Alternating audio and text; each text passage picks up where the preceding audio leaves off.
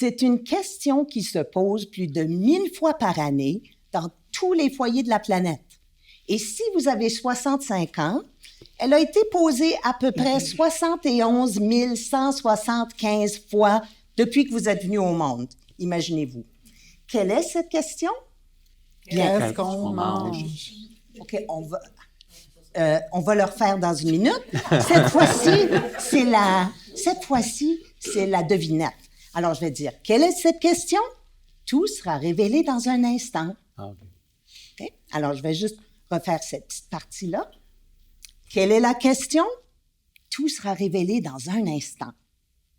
Ici Monique Lacoste. Bonjour et bienvenue à Y a pas d'âge. Les aînés de la francophonie manitobaine se racontent. Une série de capsules audio de la Fédération des aînés de la francophonie manitobaine, réalisée par Phonique Média, qui traite de questions de société qui touchent de près les aînés de chez nous. Alors, quelle est la fameuse question posée plus de 1000 fois par année dans tous les foyers de la planète? Qu'est-ce qu'on mange? Pour les habitués de Y a pas d'âge, vous aurez remarqué qu'il y a plusieurs voix dans la salle. Et c'est parce que pour la première fois, il y a un public qui se joint à nous pour l'enregistrement. Alors, bienvenue à tous. Merci d'être là. Alors, pour revenir à notre sujet, pensez juste au dicton « Dis-moi ce que tu manges et je te dirai qui tu es » ou « Une pomme chaque matin éloigne le médecin ». Le père de la médecine, Hippocrate, avait dit que les aliments soient tes médicaments et que les médicaments soient tes aliments. Évidemment, on connaît tous l'importance de l'alimentation saine, mais si vous êtes comme moi, qu'est-ce qu'on mange est une question qui fait frémir. Peut-être pas tous les jours, mais souvent. En panne d'idées ou d'inspiration, par manque d'appétit ou d'organisation. Peu importe la raison, pour certains d'entre nous, nos intentions sont bonnes, mais les bottines ne suivent pas toujours les babines. Alors, de plus, quand on vieillit, le défi est encore plus grand. Il y a une étude de Statistique Canada qui dit que les problèmes de santé chronique et même les médicaments qu'on utilise pour guérir peuvent interférer avec l'appétit, le goût, le plaisir de manger et même la capacité du corps à absorber des nutriments. Et évidemment, on sait que l'inflation est aussi un problème aujourd'hui, la flambée des prix à l'épicerie, l'espace de cuisine limité dans un condo ou un appartement. C'est pas toujours évident de cuisiner santé. Bien, nous avons réuni aujourd'hui 3 baby boomers qui vont certainement nous inspirer. Ils vont aussi partager leur joie dans la cuisine, leurs défis aussi. Je vous présente Roland Sorette, qui vit avec sa conjointe Aline à Saint-Boniface. Entre eux, ils ont 7 enfants et seront bientôt grands-parents. Félicitations. Oui. Les festins et les grandes tablées, les grands repas, c'est chose courante chez Aline et Roland. Ils partagent les responsabilités dans la cuisine? Oui. Oui. Et la santé est toujours au cœur de vos préoccupations. Ouais, toujours. Oui, on va en parler. C'est un vœu pieux, en tout cas. Oui. Léone Bilodeau est une comptable originaire de Sainte-Agathe, oui. Mère de 2 enfants, grand-mère de 2 petits-enfants. Et pour cette femme active, manger et cuisiner santé, c'est un mode de vie. Elle n'a pas besoin d'y penser. Et Léone suit la philosophie « Eat Clean ». J'ai très hâte d'en entendre parler. Ça vise à améliorer la santé globale, prévenir les maladies, augmenter l'énergie et stabiliser l'humeur. Alors, on va parler d'Eat Clean. Bienvenue, Léone. Merci.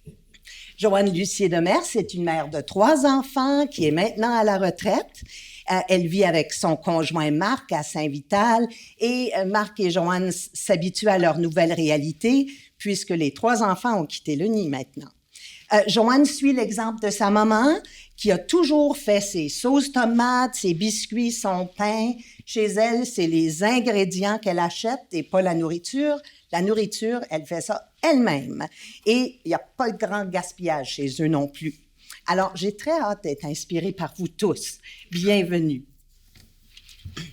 Et si vous voulez, on va plonger tout de suite dans le vif du sujet. J'ai un petit quiz pour vous. Alors, je vais vous poser 3 petites questions chacun et vous allez répondre avec des réponses plutôt rapides aussi. Alors, disons, préférez-vous cuisiner pour la visite ou des occasions spéciales ou cuisiner au quotidien? Roland? Je dirais les deux.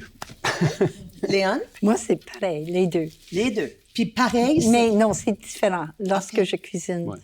pour moi ou pour les visiteurs. Ah, d'accord. Joanne, as-tu une préférence? Oui, ben, les deux, mais plutôt quand la visite vient. Parce que là, tu fais plusieurs petits plats, puisque juste quelque chose d'ordinaire pour 2 personnes. D'accord. Et les desserts ou les mets salés, les plats principaux? Avez-vous une préférence? Oh, normalement, moi, c'est plutôt les plats principaux. Aline, c'est une maîtresse là, des desserts. D'accord. Ouais. Léon? Moi, je ne suis pas maîtresse de dessert. Mais j'aime manger les desserts des autres. Mais c'est les plats principaux, certainement. D'accord. Joanne? Ben, mon mari et moi, on se partage quand on a de la visite, mais c'est toujours moi qui fais le dessert parce qu'il dit, moi, je connais rien dans la cuisine de sucré. D'accord. OK, maintenant, vous allez finir la phrase.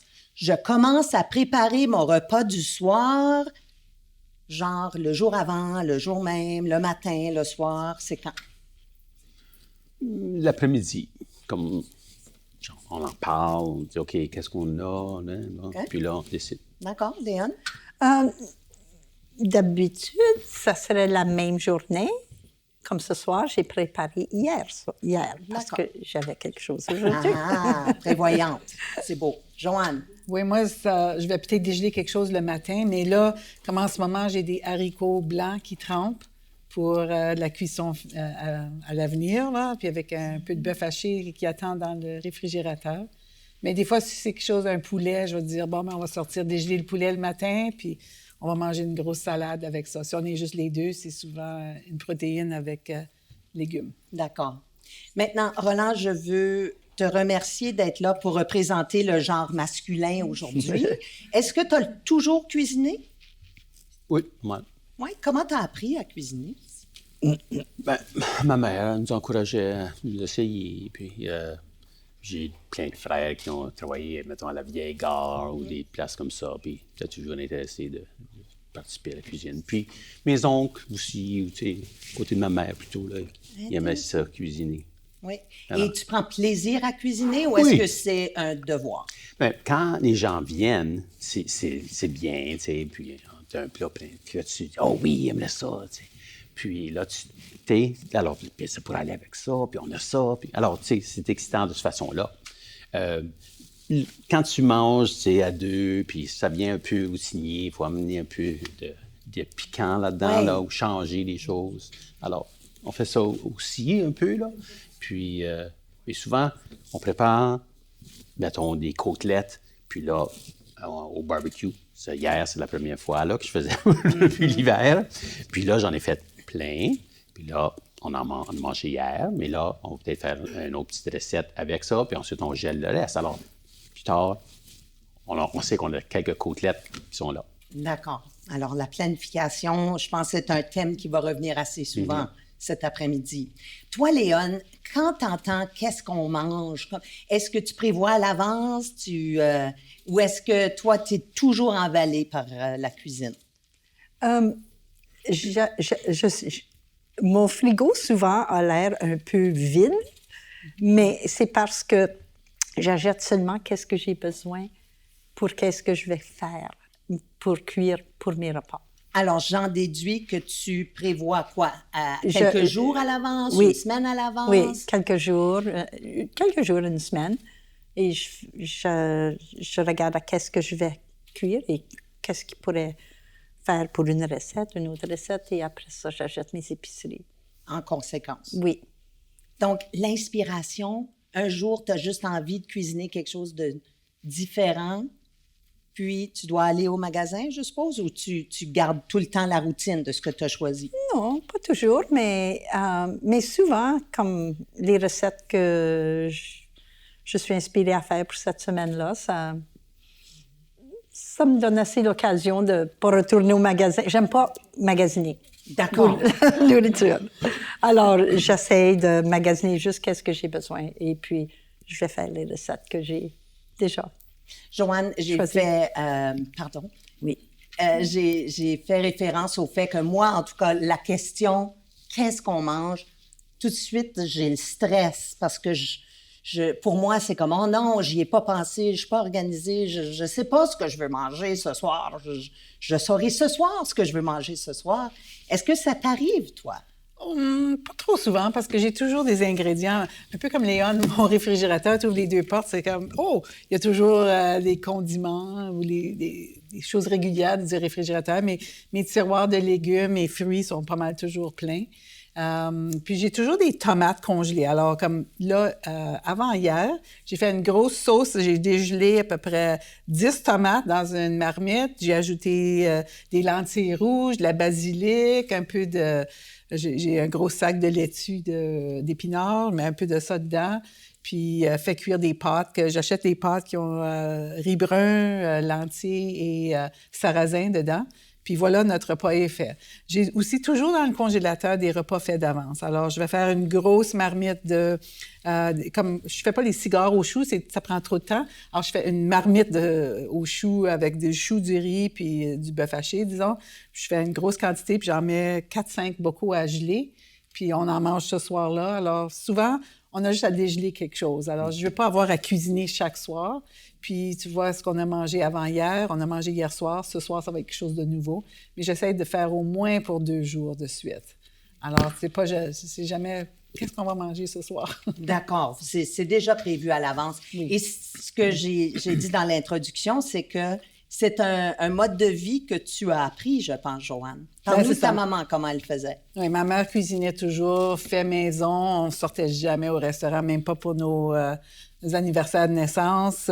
C'était toujours... Puis je pense que c'était un style de vie dans ce temps-là. Tout le monde mangeait chez eux. C'était rare qu'on sortait au restaurant. Puis moi, je fais la même chose. On sort au restaurant quand on est en voyage, mais c'est toujours bon pouvoir manger moins gras, peut-être, moins salé chez nous que de sortir. Alors, c'est ça. Ma mère m'a donné le goût de faire de la cuisine. Léon, on a fait référence à Eat Clean, qui est une approche à la nutrition, à l'alimentation. Parle-nous un petit peu de cette approche, cette philosophie. Mais premièrement, juste pour dire, toute ma vie, j'ai toujours été très intéressée avec la nutrition. C'était peut-être mon premier choix de carrière, mais je suis devenue comptable. Mais c'est proche. Mais de toute façon, on ne savait pas dire. Je lisais toujours les journaux, comment tu dis, magazines. Ah oui, les magazines. Les magasins. Et puis, je connaissais, tu sais, la Bible de vitamines. Je connaissais ça par cœur. Mais, tu sais, c'est toujours été un style. Et j'ai eu l'occasion de voyager pour travailler dans Nunavut. Et à ce temps-là, c'était vraiment difficile à voir différents produits à Nunavut, dans les magasins. Des produits frais, surtout. Oui, c'est ça.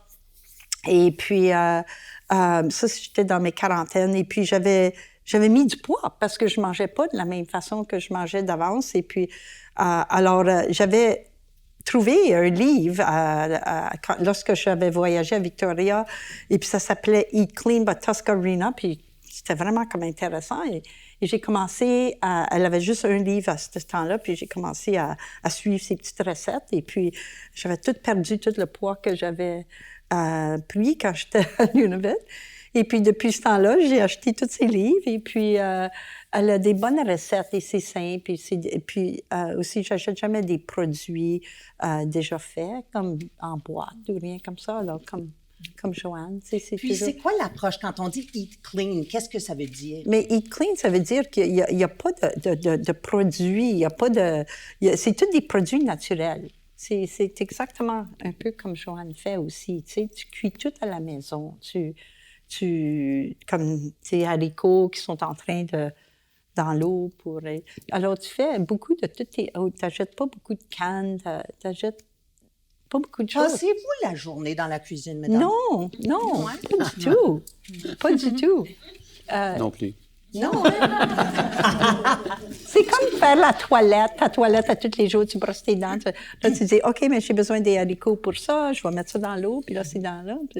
Mode de vie, hein? Oui, Ouais. oui. Puis au travail, quand je travaillais, puis les 3 enfants à la maison, avec des leçons le soir, tout ça, ce que je faisais, je prenais mon poulet, des poitrines de poulet congelées, je les mettais dans mon four d'avance avec du riz blanc puis de la crème de champignons, disons, puis je programmais mon four. Alors, il partait à telle heure, puis il allait arrêter à telle heure, comme ça, le souper était prêt. En arrivant, il fallait juste ajouter des légumes ou une salade.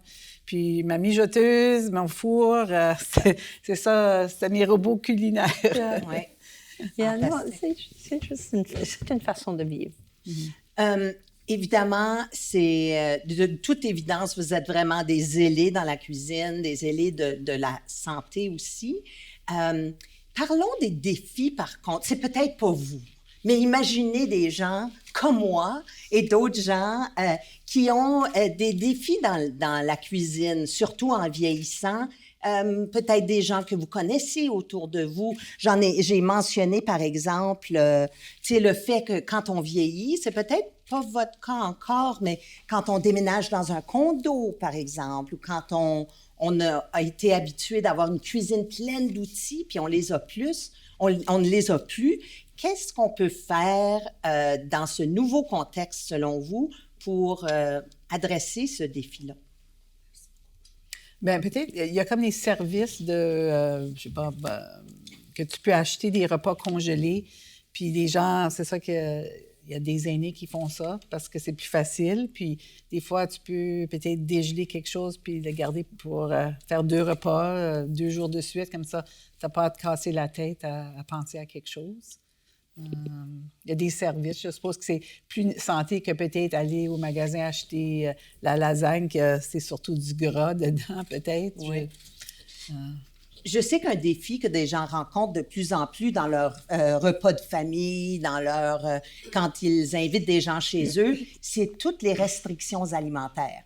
Hein? Est-ce que ça vous arrive? Si c'est pas des végétariens ou végétaliens, parce qu'il y a une différence, c'est, disons, on est cœliaque, on est sans gluten. Chez vous, je pense que c'est le cas. Roland, vous êtes habitué à faire des exceptions? Oui, on a découvert il n'y a pas longtemps que ma fille est un peu cœliaque. Alors, pas de gluten du tout. Alors, si tu veux faire des gâteaux, si tu veux faire n'importe quoi, il y a toujours de la farine. Alors là, il fallait quand même commencer à cuire avec la farine aux amandes, là. Et puis d'autres qui sont sans gluten, mais tu essaies d'obtenir des substituts, mais ça peut être cher si tu achètes toujours ta farine sans gluten. C'est vrai. Alors, mais Aline s'est bien débrouillée là, d'à côté des desserts et ces choses-là, puis moi aussi, il faut s'adapter. Puis l'autre fille, les tomates, elle ne peut pas avoir de tomates. Alors des fois, on va faire une belle tomate aux légumes. Et là, souvent, c'est avec des tomates. Alors, des fois, on en fait 2. Ou des fois, on en fait une, puis c'est une crème blanche, béchamel, puis... Mais il faut toujours, tu sais, « Ah oui, qui vient? » Ou, tu sais, puis... Oui, c'est ça. Ah oui, puis l'autre, non. Puis on fait partie d'un club aussi, là, tous les beaux-frères, belles-sœurs. Puis, alors, pas de crevettes, pas d'ail, pas d'ail, pas d'ail. Pas d'ail. Il y a d'autres restrictions. Puis là, tu dis, OK, bien, qu'est-ce qu'on veut faire? Alors oui, c'est toujours derrière la tête, il faut y penser, puis essayer de prévoir. Est-ce que j'ai entendu dire que vous avez même chez vous une recette de tourtière végétarienne? Tu as bien compris, oui. Alors, puis ça goûte la tourtière un peu, là. Vraiment? Oui, oui. Alors, oui. raconte, c'est quoi? Sans nous dévoiler le secret de la recette, en gros, comment ça fonctionne? Bien, en gros, c'est des noix, des betteraves, des champignons, puis une sauce on met des épices dans nos tourtières. Je sais, là, il y en a qui disent non, juste du porc. Mais non, nous autres, on met quand même des épices. Chez nous aussi. Oui. Alors, clous, puis on met aussi un peu de Montreal Steak Spice. Puis même un peu de sauge. Alors, tout ça, ça me donne le goût de tourtière. C'est fascinant. Parce qu'on a des gens, oui, qui sont végétaliens. Et est-ce que cette recette-là, vous l'avez trouvée en ligne, dans un livre de recettes, ou ça a été un peu imaginé? Non, ben c'est dans le livre de recettes, mais ça a été modifié un peu. Puis, ouais. Voilà mon autre question pour vous, les enthousiastes. La proportion cherchée dans des livres de recettes ou en ligne versus un petit peu de ci, un petit peu de ça. Dans votre cuisine, Joanne, ça se passe comment? Moi, je suis rarement une recette telle quelle, à part de peut-être un gâteau. Mais même le gâteau, je coupe toujours la moitié du sucre. Je mets la moitié du sucre de la recette, puis je mets toujours de la graine de lait avec de l'eau au lieu des œufs. Alors, j'ai jamais d'œufs. Puis, pour remplacer l'huile ou le gras, je mets souvent de la compote aux pommes ou de la citrouille congelée. Oui, c'est ça aussi. Alors, je modifie comme ça. Puis, c'est ça. Moi aussi, j'ai une fille qui est végétalienne. Et puis, moi aussi, j'ai trouvé une tourtière, comment faire pour... Elle a ses petites tourtières, tandis que nous autres, on mange nos grosses tourtières. Mais oui, c'est ça. Pour m'inspirer, des fois, il y a l'application du centre de santé qui s'appelle Cookspiration. Très bien, ça. C'est très, très bon. On va en parler dans une minute. Formidable. Léon, toi, du côté des livres de recettes ou chercher des recettes en ligne, est-ce que tu dépends de recettes ou tu un peu des deux, mais oui, j'aime beaucoup chercher pour des nouvelles recettes, des idées, puis après ça, je vais prendre la recette, puis souvent, je vais la modifier, mais moi, je suis intolérante au lactose, alors je peux pas vraiment... Si je trouve une recette avec de la crème ou des choses comme ça, mais là, il faut que j'essaie de trouver la modification ou trouver juste une autre recette qui... Mais non, vraiment, à part de ça... j'ai oublié, c'était quoi la question? Oh, ben c'était au sujet de si on tire simplement des inspirations et des idées. OK, oui, c'est vrai. Oui, je prends beaucoup d'inspiration de livres, de recettes et sur Internet, souvent. Intéressant. Je commence avec un ingrédient et puis, Oui, des fois, le free press. Hey, regarde, ça a l'air bon. Mais dernièrement, c'est des recettes pas mal plus gras, là. Alors, oui. Alors, on ne prend pas. D'accord. Peut-être que je vais me tourner au public pour vos défis. Juste crier tout fort, là, quelques-uns des défis que vous rencontrez. En fait, avant de le faire, je vais présenter notre dernière invitée. Alors, Nathalie Trudeau est avec nous. Elle est diététiste avec le Centre de santé Saint-Boniface, qu'on vient de mentionner, et elle va venir justement nous donner quelques trucs, quelques solutions à nos défis. Alors, bienvenue, Nathalie. Merci. Donc, peut-être, étant donné que nos gens ici ne semblent pas avoir beaucoup de défis dans la cuisine, moi, j'en aurais une très longue liste, mais on va faire participer les gens dans la salle. Quels sont les défis que vous rencontrez dans la cuisine? Le niveau de cholestérol, qu'est-ce qu'on peut faire pour s'assurer de manger quelque chose qui ne va pas augmenter ton niveau de cholestérol? Alors, la question, pour ceux qui ne l'auraient pas entendu, c'est qu'est-ce qu'on peut faire, quels aliments est-ce qu'on peut manger pour réduire le cholestérol ou certainement pas l'augmenter? Ah oui, viser les types de gras qu'on mange. Alors, les gras saturés. Excuse-moi. Ça, c'est les types de gras qui sont plus, qui vont affecter le cholestérol du sang. En particulier, les viandes qui sont plus grasses. La peau du poulet serait un exemple. Les viandes transformées, les hot dogs, les saucisses, des choses comme ça. Les produits laitiers aussi à haute teneur de gras, comme beaucoup de crème, beaucoup de fromage, malheureusement. Je sais que ça goûte bon, mais c'est juste gérer les portions un petit peu. Puis remplacer ces types de gras par des bons gras, qu'on appelle des gras insaturés. Plus les gras des poissons, le saumon, la truite, des choses comme ça. Les huiles végétales, des noix, des graines, des choses comme ça. Ce serait un exemple. Y a-t-il d'autres défis que vous rencontrez dans la cuisine? Le diabète, Oui, bien, parlons justement de diabète, parce que si on parle des problèmes de santé qui reviennent chez les aînés et qui deviennent parfois plus criants même avec l'âge, c'est bien le diabète. Qu'est-ce que tu peux nous recommander, Nathalie? Bien, pour le centre de santé offre des programmes d'éducation au sujet de plusieurs maladies chroniques. Puis un de ceux-ci, c'est le diabète. Alors, je vous encourage de visiter le site web du centre de santé pour vous enregistrer. Une autre option serait de faire un rendez-vous avec une diététiste pour vous aider aussi avec votre diabète ou pré-diabète. Nathalie, est-ce qu'il faut être résident de Saint-Boniface pour assister à une classe au centre de santé, par exemple? Non, nos classes d'éducation sont ouvertes à toute la communauté, ça peu importe. Nous, on l'enseigne en français pour le cours diabète. Puis on a aussi une autre gamme de autres programmes comme la santé du cœur, l'ostéoporose, l'arthrite, la santé des reins. On a plusieurs groupes d'éducation que je vous encourage de visiter notre site web pour vous enregistrer. Est-ce qu'il y avait d'autres questions plus spécifiques par rapport au diabète? Non, plus pour moi-même. Oui. C'est parfait. Merci. Il y avait une autre question? Juste avec l'inflation, on parle beaucoup de l'inflation ces jours-ci, puis pour les personnes âgées et tout le reste, ça coûte cher. As-tu des suggestions? Là? Oui, ça c'est certainement... Oui. Je vais prendre une minute juste pour répéter. Alors, il y a une question dans la salle au sujet de l'inflation, Nathalie. On sait que le prix des aliments monte en flèche depuis des mois. On dit que c'est pas fini. Alors, qu'est-ce que tu peux nous recommander pour manger santé, sachant que c'est souvent les produits frais, les produits santé qui coûtent le plus cher? Oui, absolument. Ça, c'est un défi pour la majorité d'entre nous.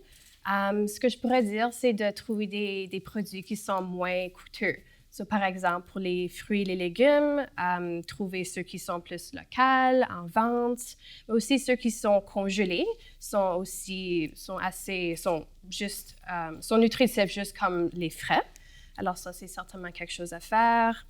Et Nathalie, je pense que ça, c'est un mythe, n'est-ce pas, que les produits congelés auraient moins de valeur nutritive que les produits frais. C'est un mythe, c'est ça, oui. Ils sont actuellement congelés juste après qu'ils sont cueillis. Ils ont beaucoup, beaucoup de valeur nutritive et il y a beaucoup de nutrition là-dedans. Et les boîtes de conserve? Oui, les boîtes de conserve aussi, c'est très santé. La seule chose, c'est qu'ils ont peut-être un peu plus de sel ou de sodium. Ce qu'on peut faire, c'est qu'on peut juste rincer les produits sous l'eau, puis ça enlève la majorité du sel ou du sodium. C'est une bonne option. Puis ça, c'est certainement une alternative moins coûteuse. Absolument. Alors, si tu avais d'autres choses, je sais que tu voulais parler d'autres options. Oui, alors peut-être une autre suggestion serait de réduire les produits plus coûteux comme la viande, des choses comme ça, puis de temps en temps les remplacer avec des produits plus végétaliens comme les haricots, les lentilles, les pois chiches, les poissons en conserve, des choses comme ça juste pour réduire le coût, mais aussi avoir des repas équilibrés. Et nos autres invités, quelles sont vos stratégies en ce moment pour essayer de maintenir le standard auquel vous êtes habitués, mais sachant aussi que ça coûte de plus en plus cher? Mais moi, j'ai toujours dans mon congélateur des haricots comme les fèves qu'on appelle, là, pas les haricots secs, mais les haricots jaunes et haricots verts. Oui. J'ai toujours mes sacs pleins dans le congélateur. Alors ça, c'est mes légumes le soir. Des tomates congelées, j'ai des fruits, je vais cueillir des Saskatoon, puis j'ai des gros sacs congelés. Alors ça, tu parles de produits de ton jardin de l'été passé. Oui, alors ça, c'est qu'est-ce que je fais beaucoup, c'est on cueille de notre jardin. J'ai encore des pommes de cet été. J'en ai peut-être 10 qui me restent dans mon réfrigérateur. Ils sont un petit peu froissés, là, mais ils sont encore bonnes. Oui. Et Léone, qu'est-ce que tu fais, toi, pour, sachant que les prix ne cessent d'augmenter ces jours-ci? J'arrive à la caissière et je suis comme... non. La comptable qui parle. Non, mais souvent, je regarde mes prix beaucoup plus que je regardais avant.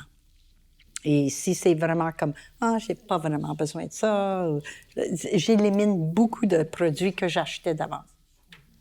Qu'est-ce que tu veux dire? Comme, j'achèterais pas comme, on va dire, le saumon est trop cher ou des choses comme peut-être qui sont un peu plus coûteux que je mangeais je vais pas les acheter parce que j'ai comme un budget. Oui,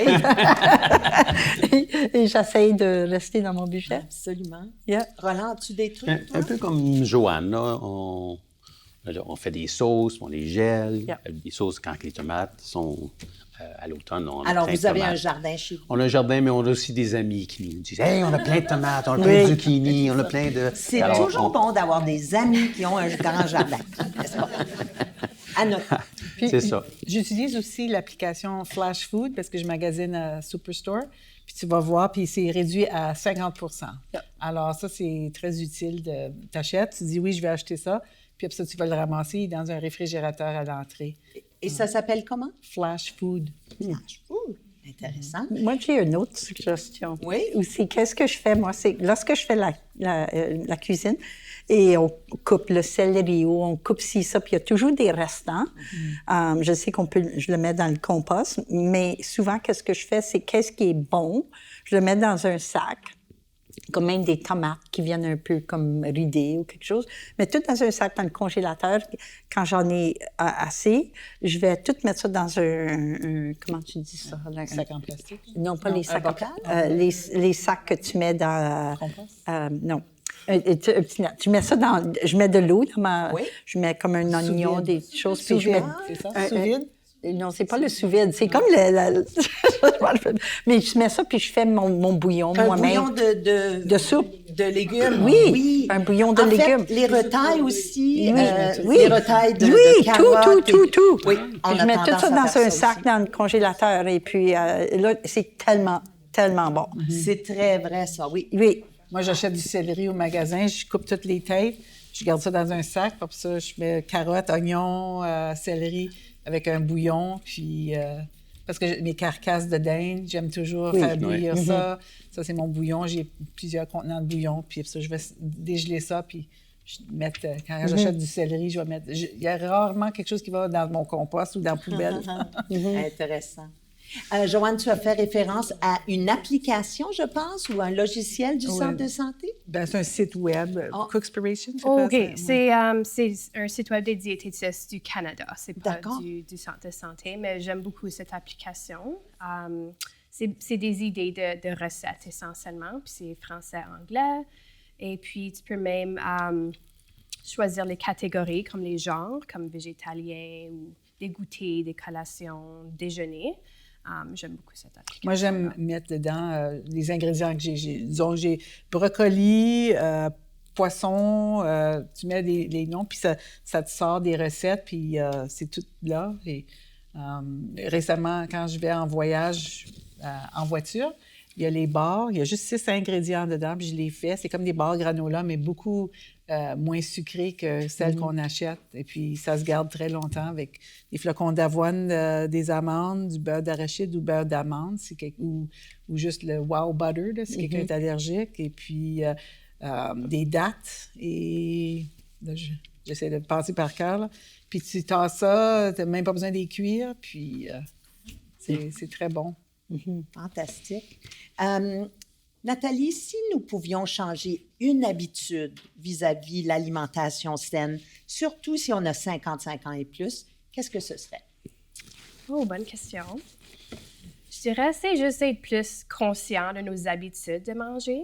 Alors, est-ce qu'on grignote entre les repas quand on n'a pas faim? Est-ce que nos repas sont équilibrés, right? Est-ce qu'on juste mange un groupe alimentaire? So, juste être plus conscient de ce qu'on mange, mais la quantité aussi. Je pense que c'est important. Et que dire de boire de l'eau? Important? Très important, oui. Ça nous garde hydratés, ça nous donne de l'énergie, ça aide avec la santé de nos reins, ça nous garde plein ou pleine pour plus longtemps, ça réduit la constipation qui est super commun avec les aînés aussi. Ça, c'est certainement une chose qui est facile à augmenter, qui peut prévenir beaucoup de problèmes chroniques. Avez-vous des suggestions? S'il y avait une chose que vous avez appris au fil des années sur votre parcours d'être plus en santé, quelle suggestion donneriez-vous aux gens? Bien, tu parles de quantité, là, mais quand on a une assiette, prendre une plus petite assiette. Mais peut-être s'acheter des petites assiettes. Parce que quand tu vois ton assiette, elle est pleine, mais elle est plus petite. Mais si tu fais une grosse assiette et la moitié vide, je pense que j'ai encore faim. Je vais aller pour une deuxième portion. Et on nous a toujours dit, mangez ce qu'il y a sur Ben votre oui, assiette. oui. On a tendance à remplir C'est ça. l'assiette. C'est ça. Alors oui, c'est Puis essayer d'avoir plus de légumes sur l'assiette. Puis, OK, un peu de viande. Ah oui, je pense que les diététistes ont des conseils par rapport à quoi? C'est la moitié légumes? Oui, sur l'assiette équilibrée, sur la moitié de l'assiette devrait être des légumes ou peut-être des fruits, mais généralement des légumes. Un quart de l'assiette, c'est la protéine, donc la viande, le poisson, légumineuses, disons. Puis l'autre quart, c'est les féculents, donc les pâtes, le riz, quinoa ou quoi qu'on veut, quel grain. Parmi les difficultés ou les défis que rencontrent les aînés, souvent après une vie où on a même essayé de perdre du poids, je pense que la malnutrition et le fait de perdre du poids peut devenir un problème de santé. Oui, absolument. Avec les aînés vient l'appétit, des fois diminue, ou juste la motivation. Des fois, sont seuls, ils ne se sentent pas comme faire de gros repas comme ils faisaient dans le passé. Donc, certainement, la perte de poids ou les carences alimentaires aussi sont un défi dans cette population, oui. Eh bien, est-ce qu'il y avait une question? Pardon. Si je vous demandais, on n'a pas prévu ça à l'avance, une petite recette. Oh! Comment? Excusez-moi. Si je vous demandais à brûle-pourpoint, une petite recette rapide, facile à suggérer aux gens. Bien, nous, on aime bien faire des bols poki. Ah oui. Poki bowl. Alors, finalement, on le modifie un peu, mais on prend un peu de salade. Puis ensuite, là, tu mets soit du riz, du quinoa ou quelque chose. Qu'est-ce que tu as dans le réfrigérateur? Puis là, tu mets ça, et tu mets ça avec des carottes, tu mets ça avec soit du blé d'Inde, des tomates, tu les haches, tout ça. Puis là, une petite sauce là-dessus. et quelle sorte de sauce? Mais ça dépend. Qu'est-ce que... Il y a la Green Goddess avocado. Oh. Alors, mais là, puis là, des fois, tu as un peu de viande à côté. Tu vois? Bien, à côté. Dans ton bol. Oui. Puis, c'est fait. C'est le repas. Alors... Formidable. Léon? J'aime beaucoup me servir du four. Et puis, comme je vais mettre un morceau de poisson dans un papier parchemin. Ah oui, de parchemin, oui. Oui, et puis tu peux gratter des oignons, des carottes, du chou, n'importe quoi. Tu enveloppes ça. Après ça, tu peux mettre tes tomates, tes patates sur tu peux tout mettre sur même tes légumes. Tu mets tout ça dans le four, puis c'est tout prêt en même temps. C'est facile. Formidable. Nous autres, des fois, c'est une salade avec... on ouvre une boîte de thon, on va mettre ça dedans, mais une grosse salade aux épinards avec, c'est ça, on tranche des carottes, des oignons, des petits pois crus, là. Je vais les couper, les mettre là-dedans. Puis après ça, j'achète toujours les salad toppers. Là. C'est juste, il y a un petit peu d'amandes, de raisin, tout ça. C'est déjà tout mélangé pour toi. Puis je mets ça dessus, parsemé par-dessus. C'est à peu près quelque chose de très simple à faire, très rapide. Et Nathalie? Moi, j'aime beaucoup les one-pot meals, so quand c'est tout à la fois. So, c'est ce qu'on appelle la lasagne paresseuse. So, tu cuis soit le bœuf ou la dinde hachée. Tu ajoutes des légumes comme des courges ou des champignons, sauce tomate. Puis là, tu ajoutes des pâtes blé entier, puis tu fais ça bouillir un petit peu, puis c'est fini. Fantastique. Et moi, c'est semblable, et c'est un burrito dans une casserole. Alors, c'est la viande avec l'assaisonnement de taco. Là, il y a des poivrons rouges, verts, jaunes, des oignons, tout ce qu'on mettrait dans un burrito. Finalement, on peut mettre aussi des fèves, on peut mettre du fromage et du riz. Et on n'a pas besoin de la tortilla nécessairement. C'est tout simplement ce qu'il y aurait à l'intérieur. C'est toujours très apprécié chez nous. J'aimerais maintenant vous inviter à poser des questions, à nous parler de vos bonnes idées, de vos recettes préférées. Si vous voulez, vous pouvez aller au micro ou même juste lever la main. Je pense qu'on peut faire ça à la bonne franquette, si vous voulez. Y a-t-il d'autres trucs que vous avez, que vous aimeriez partager? Moi, j'ai une question. Oui. On parle souvent de nourriture comme un plat plus lourd. C'est comme, quand est-ce qu'on devrait avoir le repas principal? Est-ce que c'est mieux le midi ou c'est mieux le soir? Alors, je vais poser la question pour les gens qui ne l'auraient pas entendu. C'est à quel moment est-il mieux d'avoir notre plus grand repas de la journée? Y a-t-il une bonne réponse, Nathalie? Il n'y a pas une manière qui fonctionne pour tout le monde. Tout le monde a des différentes habitudes puis des patrons dans leur journée. Ce que je préfère actuellement, c'est que c'est équilibré durant la journée, soit avoir comme un montant équilibre de tous les groupes alimentaires à travers la journée. Ça aide à gérer la glycémie puis ton énergie. Alors ça, c'est un peu plus ma préférence. On voit beaucoup sur Internet cette idée qu'on devrait... c'est un jeûne... Intermittaire. Intermittaire ou intermittent fasting. Oui, intermittent, c'est ça. Est-ce que c'est une bonne chose ou non pour la santé? Les recherches ne montrent pas que c'est quelque chose qui a des gros bénéfices, mais si ça fonctionne pour toi, il n'y a rien qui me dit que tu ne devrais pas le faire. Pour moi, c'est vraiment comme qu'est-ce qui se passe durant toute la journée. Est-ce que tu manges assez de protéines? Est-ce que tu manges assez durant comme les, disons, 8 heures que tu as le droit de manger? Pour moi, c'est ça qui compte. Alors, si tu manges assez, tu manges équilibré, ça va bien, tu ne te sens pas trop limité, puis ça fonctionne, then ça va. Et pour ceux qui ne savent pas c'est quoi le jeûne intermittent, c'est cette idée qu'on commence à manger, disons, soit à 11 heures le matin ou à midi, et qu'on mange seulement pendant 8 heures, et qu'il y a 16 heures où on ne mange pas. Il y a différentes formules. Pardon? Ça dépend de l'âge. Mais c'est comme beaucoup de choses quand il est question d'alimentation,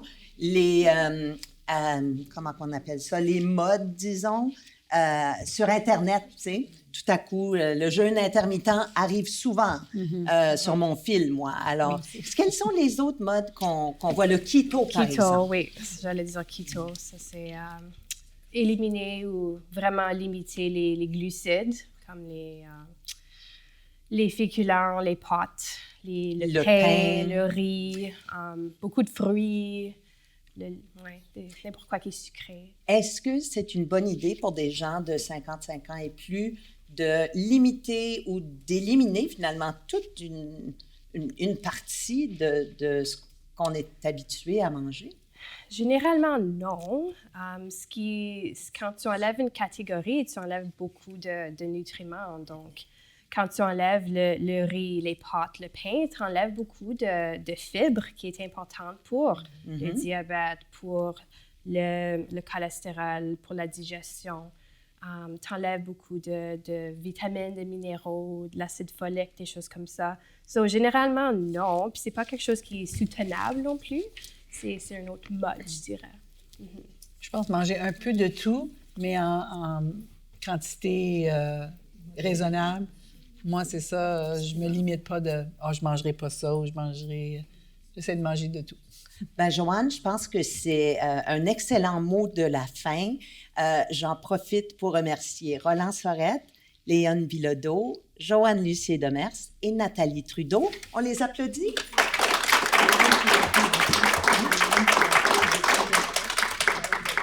Et si vous voulez bien, je vais me permettre de faire ma petite conclusion pour l'émission enregistrée. Alors, merci encore à Léon Bilodeau, Joanne Lucier-Demers, Roland Sorette, Nathalie Trudeau. Merci d'avoir partagé votre sagesse avec nous aujourd'hui, vos bonnes idées. Votre enthousiasme est contagieux. Ça, je peux vous le dire.